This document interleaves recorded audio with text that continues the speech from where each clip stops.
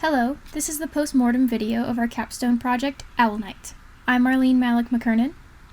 I'm Malia Nishijima. Hi, my name is Brandon Long. I'm Michael Tower.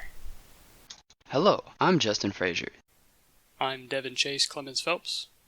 And I'm Cortrell Hill, and we are the game designers for Team Night Owls. Owl Knight is a 2D side-scrolling platformer that was based off of the popular game Shovel Knight. The main design pillars of the game are collection, exploration, avoidance, and traversal abilities. We originally intended the game to be an exact replica of Shovel Knight, as it was our assignment to replicate our reference game as closely as possible.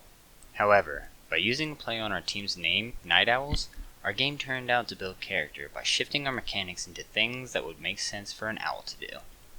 We also may have caused it to be a bit more violent or graphic than we initially intended when we started to add in PFI-like particle systems. But overall, we ended up adding some unique features, mechanics, and game art later on in the project that ended up making our final game feel very unique from Shovel Knight and more a collectible-heavy exploration game about a nighted owl. The game plays like a typical side-scroller where the player needs to travel from the left side of the screen to the right to reach the end of the level. Levels have enemies, hazards, pickups, and treasure scattered throughout them. The player needs to use their main traversal mechanics such as walking, crouching, climbing ladders, jumping, and interacting with objects to get around the levels. There is also a unique traversal ability called Owl Vision, where the player can toggle their vision to allow the player to see certain objects they wouldn't have been able to see or access otherwise. On top of the player's traversal mechanics, the player also has 4 combat mechanics. The first 2 involve the player's pickaxe, a melee dig attack where the player digs in front of them, and a pogo/downward dig attack where the player jumps into the air and then points the pickaxe downward and can then bounce off of it. The other 2 combat abilities require mana for the player to use. The first is Night Owl, a special ranged ability where the player tosses a tiny flying owl, and the second is Night Shield, an ability where the player pulls out a shield to block or parry damage from an enemy, with the parry dealing a massive amount of damage to enemies on hit. Utilizing all of these abilities, the player should easily be able to navigate and complete the 12 levels of Owl Knight. Looking back, compared to the start of Capstone, our game as it is now is a lot more personalized. In the beginning, it was just a Shovel Knight clone, but now we have a lot of our own mechanics like Owl Vision, Night Owl, and Night Shield. For these abilities, we took mechanics we liked from other games and brought it into our game in a way that still made sense. After that, the game was already different from its original intended Shovel Knight replica, but we ended up changing it even more by editing the UI of the game a bit, so even that didn't resemble Shovel Knight as closely anymore. In this final month, we got 2 amazing artists, and the game became even more personalized. We were able to really start seeing Owl Knight come together with all the artwork made for the characters, features, and various different enemies and hazards in each level. A cool feature in Owl Knight is that there are hidden areas that the player can discover if they look carefully around the levels. In certain areas where there are dirt blocks peeking out from behind a wall, it is possible a hidden passageway is there for the player to be able to slip behind the terrain's walls. These small hidden areas often contain gold or even a key to a locked door to reward the player for finding them. Other than that, we think we would just like to bring attention to all the work that our artists Anna McConnell and Marcella Wilbanks put into Owl Knight. They really helped us bring this game to life. All throughout Capstone, we have been picking up new skills and have expanded our knowledge on many of the things that we have learned throughout the program. To name a few, parallax backgrounds were cool to learn, and they can totally change the atmosphere of the game. Audio sources, specifically the spatial blend, distance, and output settings, are super important for keeping sounds in the desired area they should be happening and keep their volumes consistent. Particle systems can add a great deal of PFI to your game or feature, plus they make things look pretty cool.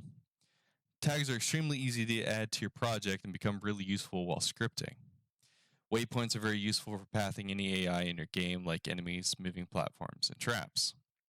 We originally struggled with nav meshes, but have since gotten much better at them. It was good to learn it as it kept our enemies from flying unintentionally. Instantia is a good way to spawn objects into your game. We have a love-hate relationship with coroutines. In the beginning of Capstone, we didn't use coroutines much at all, and now in the last month, we have been using them quite a bit to get the desired outcomes we were looking for, but still have difficulty with them from time to time. Do Not Destroys were also a good challenge, but in the end, improved many features within our game, like keeping track of gold count and level unlocks. Overall, we got way better at coding with C# in general. One thing that didn't work out too well for us was that in the very beginning of Capstone, we had our player set up with a character controller, which we were not familiar with at all, and it ended up causing all kinds of physics-related issues. We tried a bunch of different tutorials and even requested help from instructors, and still we were stuck for weeks. In the end, we had to cut our losses and make the switch to a rigid body. In hindsight, we probably should have made the switch sooner since the project has been running so much smoother ever since the change. But it was such a daunting project to take on that we stayed at a stalemate with the character controller for longer than we should have. We also had a few bad habits like not practicing code freezes and only making builds the night a milestone or build was due, which was really poor practice. It led us to having to stay up all night cleaning up bugs until we reached the actual due time. While we found that we worked really well in a crunch and as a team, we generally could have done better if we had been making builds more consistently and testing them. At the same time, we also had some good habits, like making sure we met with each other daily in a Discord voice chat. Even if we didn't have a lot to discuss, we would still meet up. It was a good way to get us to sit down and work with teammates to troubleshoot any issues that came up. Even though we didn't make builds as often as we should have, we often played through levels together in these meetings or screen shared certain features while working on them. It was also an easy way to check in with how everyone was doing with their tasks, as well as everyone's mental and emotional health. Another technique that worked really well for us was that even though we only had one person originally build a level or feature, the rest of the team was willing and ready to put in work on it as well. It made everything much more cohesive since we were all putting our design elements into each piece. We weren't leaving certain levels or features to just one person. So while one person might have created the base for a level, the whole team would then work on implementing different features into the level, which helped each one feel like a part of the same game. And that concludes our postmortem of Owl Night. Thanks for watching!